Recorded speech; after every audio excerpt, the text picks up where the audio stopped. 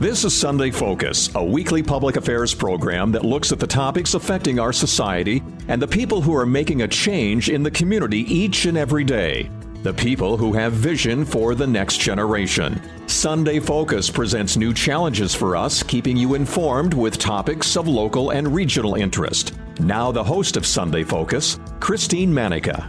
Welcome back to another edition of Sunday Focus. Well, we just finished the second season for the Sioux Falls City FC soccer club here in Sioux Falls. And joining us right now is the owner of the Sioux Falls City FC team, Emily Thomas. Emily, good morning. Good morning, Christine. How are you? I am doing fantastic. You know, I know the season only ended a couple of months ago, but I feel like I haven't seen you in a year. I know. That crazy? I'm so used to seeing you all the time. I know. Yeah. It's seriously crazy how back in March we were talking about the second season for Sioux Falls City FC, and now there is something very excited going on with this organization. But we're going to leave that off the record for now until later on. So let's first talk about this women's team. Tell us about when the team started. You know, we had heard rumors about a team for women coming to this area for many, many years. And in November of 2021, Gabe and Melissa Nelson, who were friends of ours from our daughter's youth days, Avery and Taylor, they came to us with this idea. And, you know, Gabe had done the research and they were, you know, going to do this. And so when we talked about it, we, of course, believed wholeheartedly in what they thought could happen and how important a team like this would be to our city, to our girls, to our young women. And so we got accepted into the league in December of 2021, and then promptly started to work on who we are and our why. And, you know, we came up with our mission, empowering women through soccer on and off the pitch.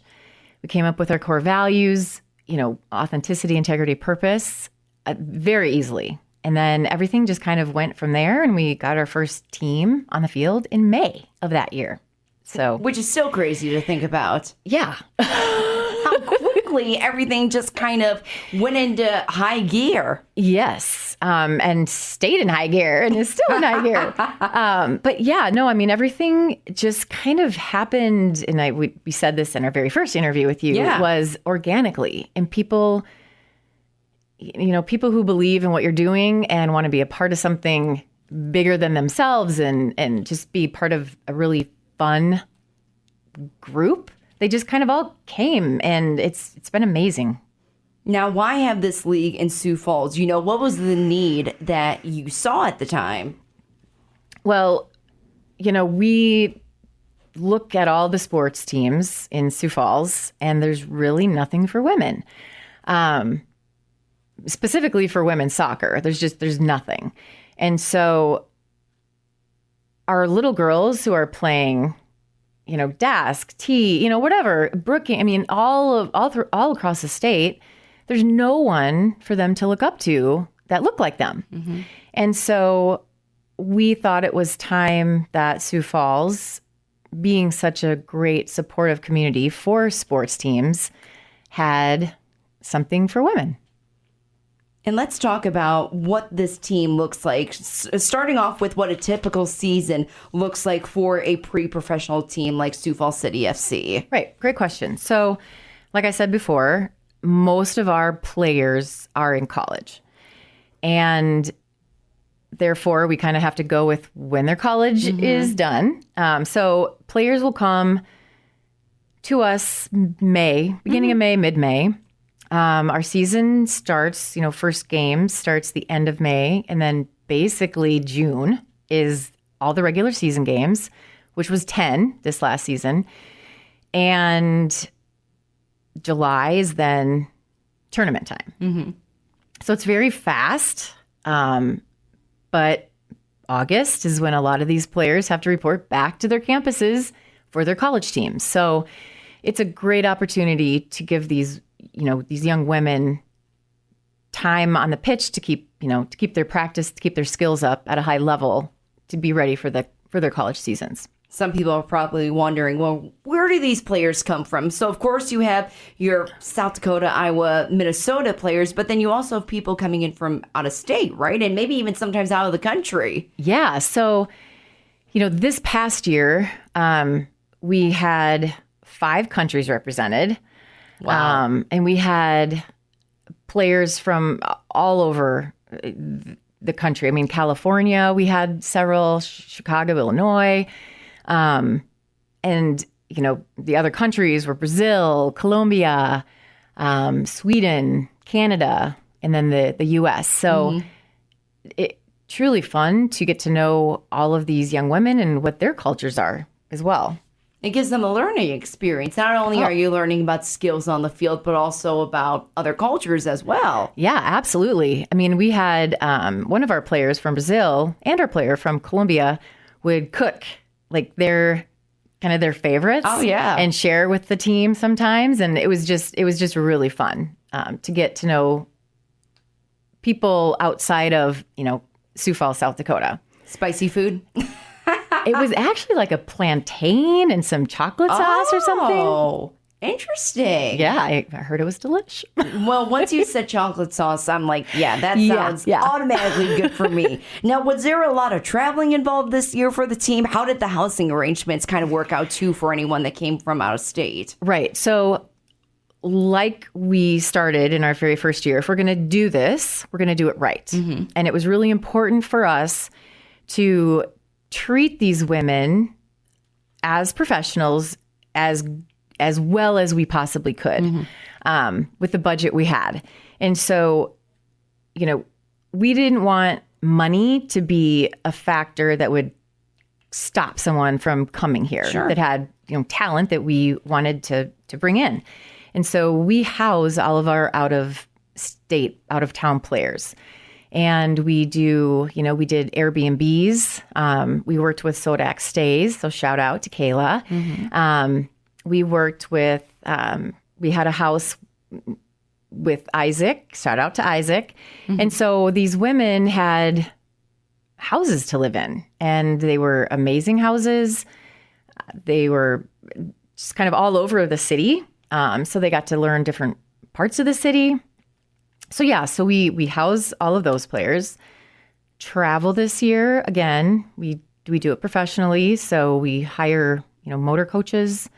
And most of our trips were, to the cities, basically Mankato, and then to the cities. So yeah, not terrible. Yeah. But fun. It's always fun. It's always fun when you're traveling with the team. So needless to say, it was a great second season for Sioux Falls City. Now let's talk about the opportunities that it brings to the city. We can talk about the local girls and even opportunities for people coming to Sioux Falls probably for the first time. The opportunities that it gives girls from this area is obviously the opportunity to play at a very high level, at a very elite level, and to continue getting better and better. For instance, this past season, we had 32 women on our roster, which was much higher than season 1. Yes. Of those, 14 of them were from South Dakota schools. Actually, 14 of them were from South Dakota, which is 44% of our team is from South Dakota. 12 of those were actually from the Sioux Falls area. Mm-hmm. So, we are seeing these girls, these local young women playing at this elite level, which is really cool. At certain games, we had over a third of our starting 11. Obviously you want to cheer for your, for local players. Yeah. And it was so fun to have those on the team and on the field. So, and then bringing in players from all over, you just learn from players from all over. Yeah. And, little girls all around the community had someone that maybe looked like them that now they can see and have these dreams of, I can do this too, because they can see it actually happening. That is really important to us. And we want to continue to keep growing that and just really getting those connections deeper and further. That's awesome. And I know for economic impact, it's hard to get all those numbers and break them down. But what we can talk about is the alcohol option. That was one of the surprises for the last game of the season. So why don't you go on about that partnership? Yeah. So, I mean, not saying that you have to have alcohol to enjoy anything. Nope, not enforcing that. But it does add just a different atmosphere. It adds a more professional atmosphere. And it's just another reason to come out and just hang out and watch a game on the pitch. We had obviously had this goal last season as well. And so, you know, Gabe was persistent and he had some great conversations with USF. And we ended up being able to kind of maybe be a like a guinea pig almost, you know, as the first ones there to bring alcohol in. It was such a fun environment. And so we're hoping, I mean, nothing bad happened. It was just really fun. And so we're really hoping that it will continue. And it's something that we can just, you know, have as a part of the game day experience for those that want that. Absolutely. And, you know, like other sponsors like JJ's, it wouldn't be possible to have this team the way that it is right now. Oh, absolutely. I mean, we were so blessed and are so blessed to have, I mean, we have over 50 current partners right now. And, you know, obviously with our announcement, we hope to have more. And, you know, with that, we obviously want a return on investment to our partners as well. So we're really excited to work with many, many more partners in the upcoming months. There you go. If you are just listening, I'm being joined by Emily Thomas. She is the owner of the Sioux Falls City FC. You talked about the announcement. All right, we've waited long enough. For anyone that hasn't heard by now, Emily, what is going on? Well, we are one of 5 teams. Sioux Falls City FC is one of 5 teams that has committed to being in the WPSL Pro League. This is history in the making. Nothing like this has ever existed before.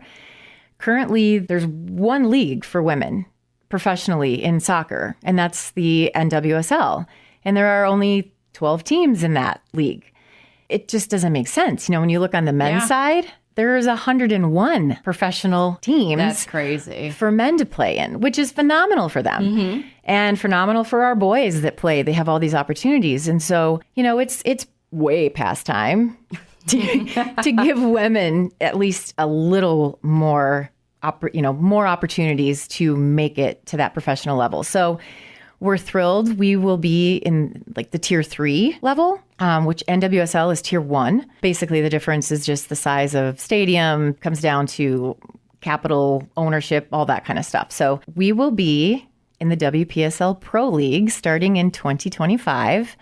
The first professional team for women in South Dakota. I have goosebumps right now, but it's just really special and it's really amazing. I wish I brought confetti with me, just like pop it, you know, Right. or a bottle of champagne this early in the morning, just to say yes. Put some orange juice in there, you know? Exactly. Make it a mimosa. This is so exciting. So we're going from pre-professional to now full-on pro in 2025. How excited are you for this? Oh my gosh, so excited! And Permagrin is on my face constantly.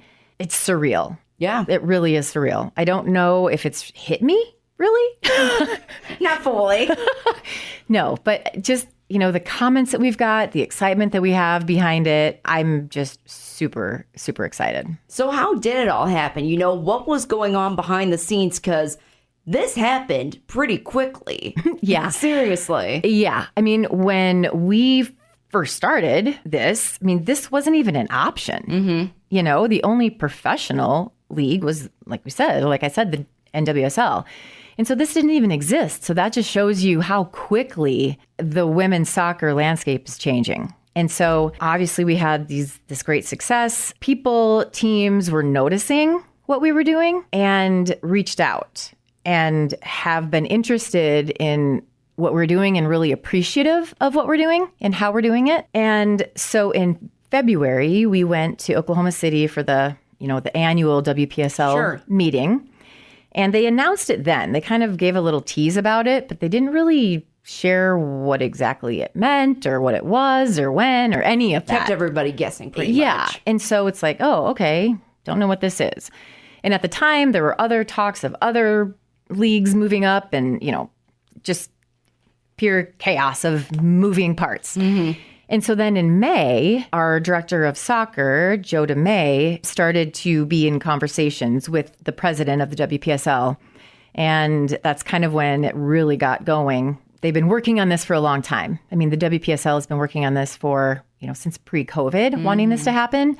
And so it's not like it's just a, oh, hey, let's just do this. But it's a lot of time and thought into it. What I think is really amazing to be a part of this whole group of people who are doing this, they want to do what's best for the players. They want this to be sustainable. They want this to be successful for a long-term period. And so we're really trying to focus in on what that means and what that looks like. And like I said, doing it the right way. And if something doesn't work, okay, well, how do we make it better? And so, as one of the 5 initial teams, we get to be on the ground floor of that. And we get to be a voice in how this whole professional league is built. I never thought I would be saying that.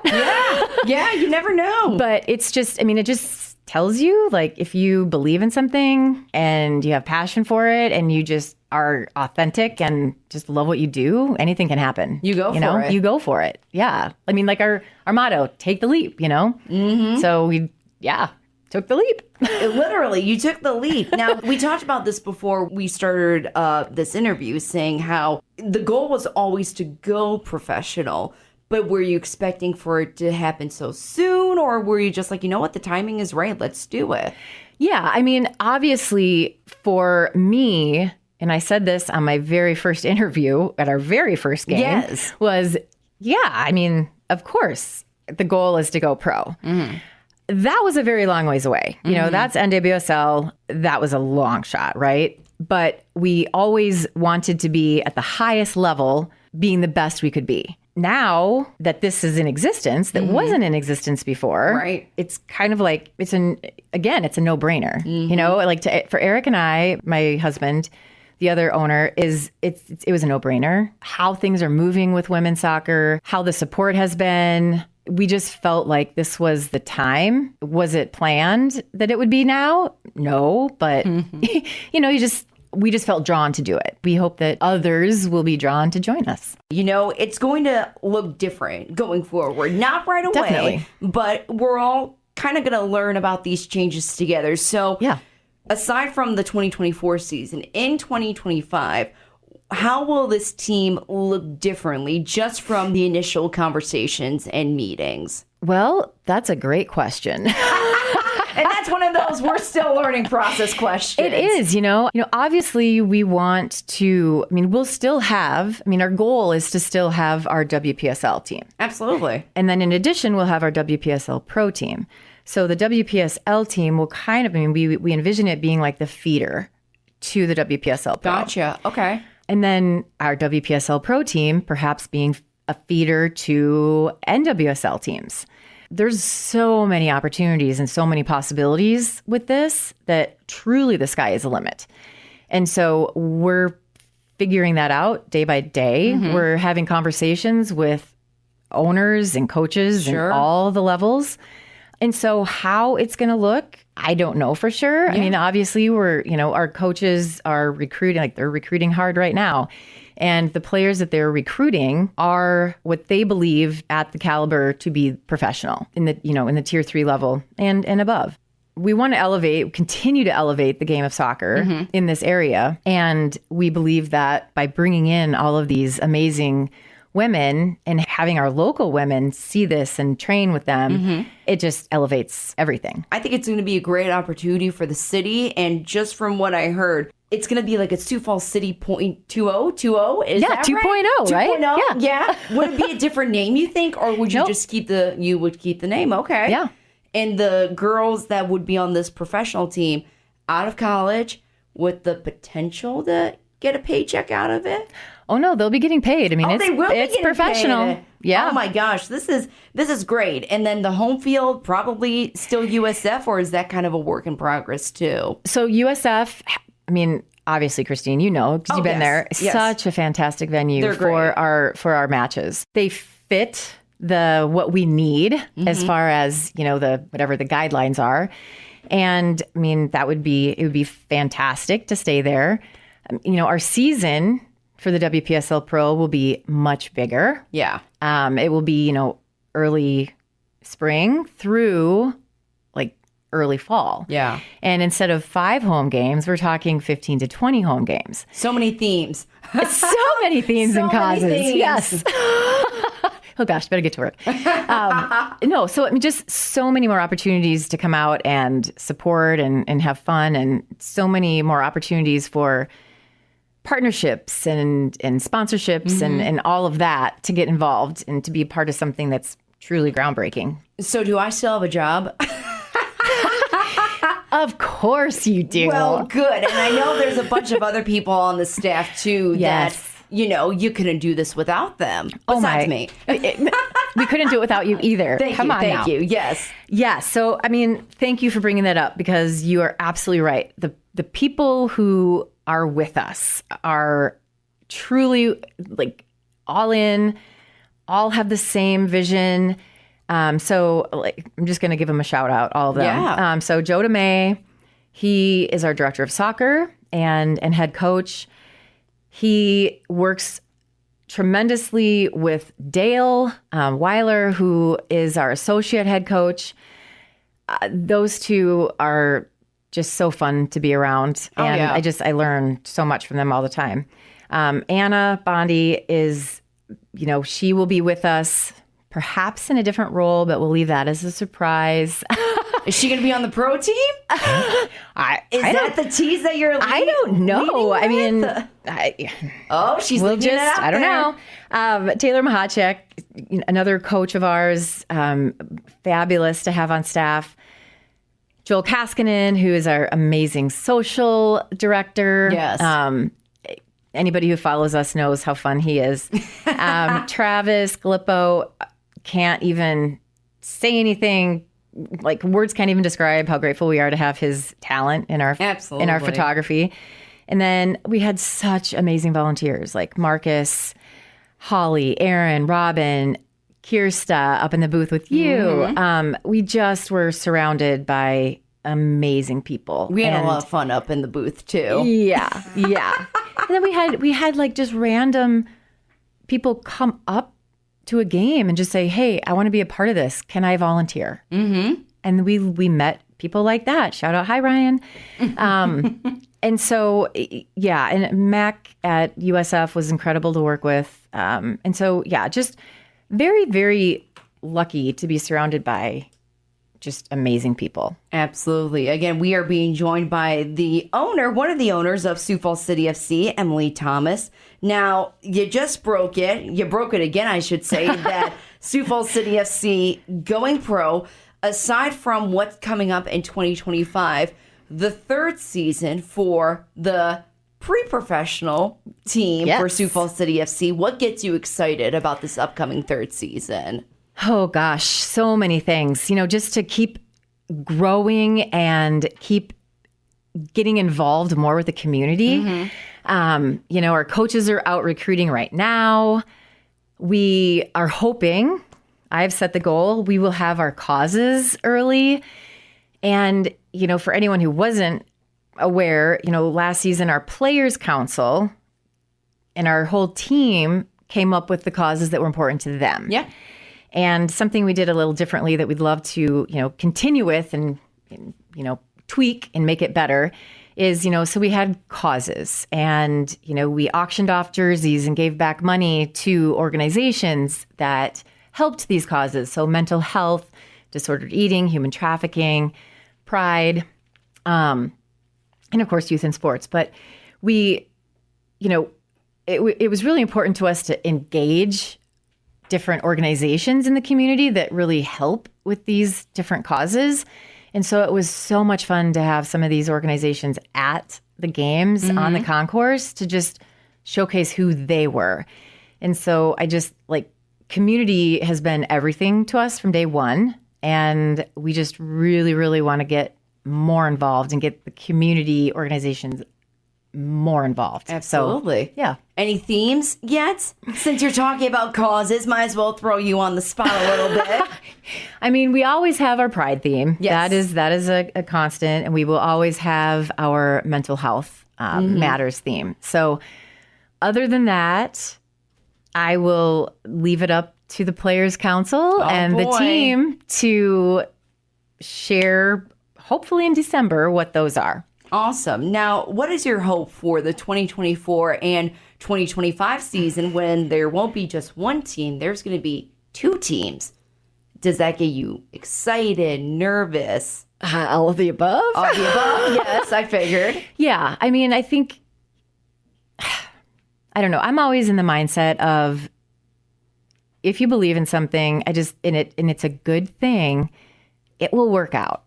And I truly feel that. And I feel that this is just giving so many opportunities to so many women all over, not just Sioux Falls, not just South Dakota, not just the region, but all over the country and the world. And the way we're doing it is just going to elevate everything, elevate like how women are treated, how women in sports are treated, and just giving all these opportunities. So I'm really excited to see where that goes. And obviously, I always get excited to meet new people, new partners, new players. It's just really fun to think about all of the good that this could bring. Oh, absolutely. Elevate for your new slogan for the pro team. Oh, I like it. Yes. I thought you might like that. As you were saying it, I'm like, elevate, elevate. I'm like, yeah, that would be just one word, a good slogan for just something to keep in mind. I'm writing it down, Christine. Pen pending. But I mean, even think about what it will bring to the community. It will. It will be great. All of these teams from all over. I mean, for the pro, we've got right now, it's, two teams from Texas, a team from the Bay Area, and, a team. Oklahoma City, yes.